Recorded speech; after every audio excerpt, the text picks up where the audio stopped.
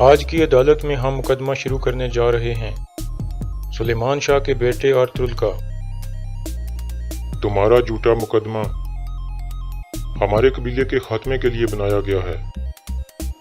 اگر تم نے مزید ایک لفظ بھی کہا تو یہ عدالت فوراً تمہارے خلاف فیصلہ سنا دے گی۔ السلام علیکم ناظرین، پچھلی قسط میں آپ نے دیکھا کہ گائکلی توتیکن کو اٹھا کر ایک غار میں لے گیا تھا، جبکہ نویان پیچھا کرتے کرتے اس جگہ کے قریب پہنچ گیا تھا۔ اس قسط کے آغاز میں نویان اور اولو بلگے اس غار کے سامنے پہنچ جاتے ہیں۔ اندر ابن العربی اور درویش اللہ کا ذکر کرنے میں مصروف ہوتے ہیں، جبکہ گائکلی کہیں باہر گیا ہوتا ہے۔ اتنے میں اولو بلگے نویان کو کہتا ہے کہ یہ غار بہت خوفناک لگ رہی ہے، تم اندر مت داخل ہونا۔ لیکن نویان اندر داخل ہونے کے لیے ایک قدم بڑھاتا ہے تو غار کے باہر گائکلی ان کے سامنے بھاگنا شروع کر دیتا ہے، جس کے بعد ان دونوں کا دھیان گائکلی کی طرف ہو جاتا ہے اور دونوں وہیں سے مڑ کر گائکلی کی طرف چلے جاتے ہیں۔ غار کے اندر توتیکن اپنی آنکھیں کھول لیتا ہے اور پوچھتا ہے کہ میں کہاں ہوں؟ ابن العربی کہتے ہیں ہم سفر میں ہیں اور انشاءاللہ دلوں کو کھولنے جا رہے ہیں۔ دوسری طرف قبیلے میں جرگہ شروع ہونے والا ہوتا ہے۔ جرگے کی سربراہی گمستیکن کر رہا تھا اور فیصلہ بھی اسی نے سنانا تھا۔ اتنے میں ارطغرل کو بھی جرگے کی طرف لایا جا رہا ہوتا ہے تو درگا کے لوگ لگاتار اسے قاتل اور غدار کہہ رہے تھے۔ تھوڑی دیر بعد ارطغرل جرگے والے خیمے کے باہر پہنچ جاتا ہے جہاں حائمہ خاتون کھڑی ہوتی ہیں۔ ارطغرل ان کو سلام کرتا ہے اور پھر جرگے والے خیمے میں داخل ہو جاتا ہے۔ خیمے کے باہر دمرل بھی ارطغرل کے ساتھیوں کو چھپا کر لے آتا ہے اور سلجان ان کے پاس کھڑی ہو جاتی ہے۔ ارطغرل جرگے میں گمستیکن کے سامنے بیٹھ جاتا ہے۔ اتنے میں ایک سپاہی آ کر اس کے سر کی ٹوپی اتار لیتا ہے۔ اس کے بعد جرگے کی کارروائی شروع ہو جاتی ہے۔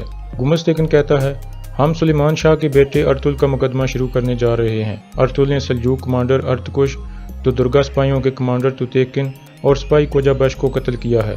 پھر وہ ارطغرل سے کہتا ہے کہ اب تم بتاؤ کہ ان تینوں کا کیا قصور تھا اور تم نے ان کو کیوں مارا؟ ہم اسلامی لحاظ سے وہ وجہ جان کر فیصلہ کریں گے۔ پھر ارطغرل بولنا شروع ہوتا ہے اور کہتا ہے سب سے پہلے آپ یہ جان لیں کہ میں اپنی مرضی سے قبیلے میں آیا تھا، ورنہ کوئی بھی مجھے پکڑ نہ پاتا، اور میں اس لیے یہاں آیا تھا تاکہ ہمارے قبیلے کے بڑے یہ جان لیں کہ اصل غدار کون ہیں۔ گمستیکن کہتا ہے لفظوں کے ساتھ کھیلنا بند کرو اور سوال کا جواب دو۔ پھر ارطغرل کہتا ہے تمہارا جھوٹا انصاف اوغز قبیلے کے خاتمے کے لیے بنایا گیا ہے۔ گمستیکن غصے میں آ جاتا ہے اور کہتا ہے اگر تم نے مزید ایک لفظ بھی بولا تو ابھی تمہارے مقدمے کا فیصلہ تمہارے خلاف سنا دیا جائے گا۔ پھر ارطغرل جرگے کے لوگوں سے مخاطب ہوتا ہے اور کہتا ہے جب سے میں نے تلوار پکڑی ہے میں نے کسی معصوم کا خون نہیں بہایا اور ہمیشہ ظلم کے خلاف اپنی تلوار چلائی ہے، کیونکہ میں بہت اچھی طرح جانتا ہوں کہ جب ایک ظالم سانس لینا بند کر دیتا ہے تو ہزاروں مظلوم خوش اور آباد ہو جاتے ہیں۔ تو یہ سب جانتے ہوئے میں کیسے کمانڈر ارتکش اور توتیکن کو مار سکتا ہوں؟ اور ہاں، کوجا بش کو میں نے مارا ہے کیونکہ وہ ایک غدار تھا۔ پھر کوئی سردار غصے سے بولتا ہے کیا غدار کو مارنا تمہاری ذمہ داری ہے؟ ارطغرل کہتا ہے اگر آپ اپنی آنکھیں بند کر کے ایک غدار کو پالیں گے تو پھر بالکل یہ میری ذمہ داری ہے۔ گمستیکن کہتا ہے کیا تمہارے پاس کوجا بش کی غداری کا کوئی ثبوت ہے؟ ارطغرل کہتا ہے میں اتنے عرصے سے ظالموں اور غداروں سے لڑ رہا ہوں، اس لیے غدار کی فطرت کیا ہوتی ہے یہ میں خوب جانتا ہوں۔ کوجا بش نے کمانڈر ارتکش کی جاسوسی کی اور نویان تک خبر پہنچائی اور اسی نے توتیکن کو بھی پھنسایا تھا، اور نویان جیسے ظالم شخص نے کوجا بش کو زندہ کیوں چھوڑا؟ صرف اس لیے کہ وہ مجھے قاتل ثابت کرنا چاہتا تھا تاکہ دونوں قبیلوں کے لوگ ایک دوسرے کے خلاف ہو جائیں۔ کوجا بش کے علاوہ ایک غدار اور بھی ہے اور وہ ہے میرے ساتھ بیٹھا ہوا شخص کارا بیک۔ جب نویان میرے ہاتھ میں کیل ٹھونک رہا تھا تو یہ شخص بھی وہاں موجود تھا اور ہنس رہا تھا۔ اس بات پر جرگے والے چونک جاتے ہیں، جبکہ کارا بیک غصے میں آ جاتا ہے اور کہتا ہے کہ یہ جھوٹ بول رہا ہے اور اپنے قتل کے جرم سے بچنے کی کوشش کر رہا ہے۔ اس کے بعد کارا بیک ایک گواہ پیش کرنے کا کہتا ہے، جس پر گمستیکن کہتا ہے کہ گواہ پیش کرو۔ اس کے بعد وہ سپاہی سامنے آتا ہے جس نے ارطغرل کو اس جگہ دیکھا تھا جہاں کمانڈر ارتکش اور اس کے سپاہیوں پر حملہ ہوا تھا۔ وہ سپاہی قسم کھا کر کہتا ہے کہ جب ہمارے سپاہیوں کو شہید کیا جا رہا تھا تو میں نے ارطغرل کو وہاں دیکھا تھا۔ ارطغرل کہتا ہے ہاں میں وہاں موجود تھا، لیکن میں جب پہنچا تو یہ سارا واقعہ ہو چکا تھا اور مجھے ارتکش نے وہاں ملاقات کے لیے بلایا تھا، اس لیے میں وہاں گیا تھا۔ کارا بیک کہتا ہے تم نے اپنے جرم کا اقرار کر لیا ہے۔ اس کے بعد گمستیکن اپنا آخری فیصلہ سنانا شروع کرتا ہے اور کہتا ہے سلیمان شاہ کا بیٹا ارطغرل کمانڈر ارتکش اور اس کے سپاہیوں کو مارنے، توتیکن کو جال میں پھنسا کر مارنے اور کوجا بش کو سب کے سامنے مارنے کے جرم میں قصوروار پایا ہے۔ اس کے بعد کائی قبیلے کے لوگ اٹھ کھڑے ہوتے ہیں اور کہتے ہیں یہ سب غلط ہے اور ارطغرل کو پھنسایا جا رہا ہے، لیکن گمستیکن ان کو خاموش کرا دیتا ہے۔ پھر گمستیکن کہتا ہے میں نے فیصلہ سنا دیا ہے، یہ معاملہ حساس نوعیت کا ہے، اس لیے ارطغرل کو فوری سزا دی جائے گی اور ابھی اس خیمے کے باہر اس کی گردن اتار دی جائے گی اور کرکت سردار ارطغرل پر تلوار چلائیں گے۔ یہ سن کر حائمہ خاتون بول پڑتی ہیں और कहती हैं कि मेरा बेटा मासूम है और आप ऐसा नहीं कर सकते। इसके बाद गुमस्तकिन अर्तुल से कहता है कि तुम आखिर में कुछ कहना चाहते हो। अर्तुल कहता है, अल्लाह सब हकीकत जानता है, अगर हजारों हुसैन भी शहीद कर दिए जाएं फिर भी अली के रास्ते पर चलने वाले कभी हार नहीं मानते। इसके बाद गुमस्तकिन सिपाही को हुक्म देता है कि अर्तुल को सजा देने के लिए यहाँ से ले जाओ।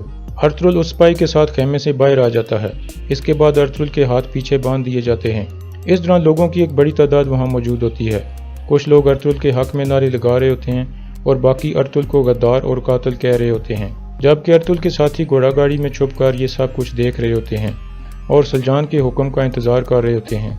दूसरी तरफ गुंदोगदो गुमस्तकिन से कहता है कि मैं एक आखिरी बात आपसे कहना चाहता हूँ कि हमें सुल्तान अलाउद्दीन को अर्तुल के फैसले के बारे में पहले बताना चाहिए। सुल्तान अलाउद्दीन अर्तुल को दिल से चाहता है और अगर उन्होंने ये सुना तो हम सबको इसकी कीमत चुकानी पड़ेगी। जिस पर काराबिक बोल पड़ता है और कहता है, हमारे पास अब वक्त नहीं है, अगर हमने देर की तो कबीले में खाना जंगी शुरू हो जाएगी। हाइमा खातून कहती हैं, दिल्ली दामीर और हलीमा सुल्तान कोनिया की तरफ रवाना हैं और इस मसले पर सुल्तान अलाउद्दीन से बात करेंगे। कुरकुत सरदार कहता है, तुम हलीमा सुल्तान के शाही तल्लुक को इस्तेमाल करना चाहती हो। हाइमा खातून कहती हैं, हाँ, जब तुम इंसाफ ना दे सको तो मुझे ऐसा ही करना चाहिए। कुरकुत सरदार गुस्से से खड़ा हो जाता है और कहता है, अर्तुल कातिल है, इसलिए अब उसको सजा मिल के रहेगी। फिर गुंदोगदो कहता है, आप नफरत और इंतकाम में अंधे हो चुके हैं और आप सबको इसकी कीमत चुकानी पड़ेगी। फिर कुरकुत सरदार कहता है, अब मैं मजीद इंतजार नहीं करूंगा। हाइमा खातून उसके सामने खड़ी हो जाती हैं और कहती हैं, जब अर्तुल पैदा हुआ था तो सबसे पहले आपने उसे उठाया था और आप उसे उठाकर जख्मी सुलेमान शाह के पास ले गए थे। अर्तुल उस दिन की तरह आज भी मासूम है, ऐसा मत करो। कुरकुत कहता है, उसने मेरे बेटे को कत्ल किया है, उसको मारना मेरा हक है और ये हक मैं लेकर रहूंगा।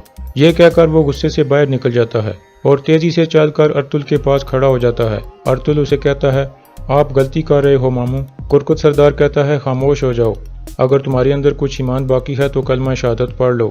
इसके बाद अर्तुल कलमा शहादत पढ़ना शुरू कर देता है। खेमे के अंदर हाइमा खातून गुंदोगदो से कहती हैं, जाओ और अर्तुल को बचा लो। गुंदोगदो कहता है, हाँ, मुझे अब यही करना होगा। लेकिन जैसे ही वो बाहर की तरफ बढ़ता है, दो सिपाही उसकी गर्दन पर तलवार रख देते हैं और एक सिपाही हाइमा खातून की गर्दन पर तलवार रख देता है। इस तरह वो दोनों बेबस हो जाते हैं। दूसरी तरफ काराबिक तलवार कुरकुत सरदार की तरफ बढ़ाता है। कुरकुत सरदार तलवार निकालता है और हवा में बुलंद करता है। ऐन उस वक्त सलजान अर्तुल के साथियों को कहती है कि जाओ और अर्तुल को बचा लो, जिसके बाद वो फौरन छलांगे मारते हुए घोड़ा गाड़ी से बाहर आ जाते हैं। इसके बाद सलजान दुमरुल को भी आवाज़ देती है और वो भी अपने सिपाहियों के साथ हमला कर देता है।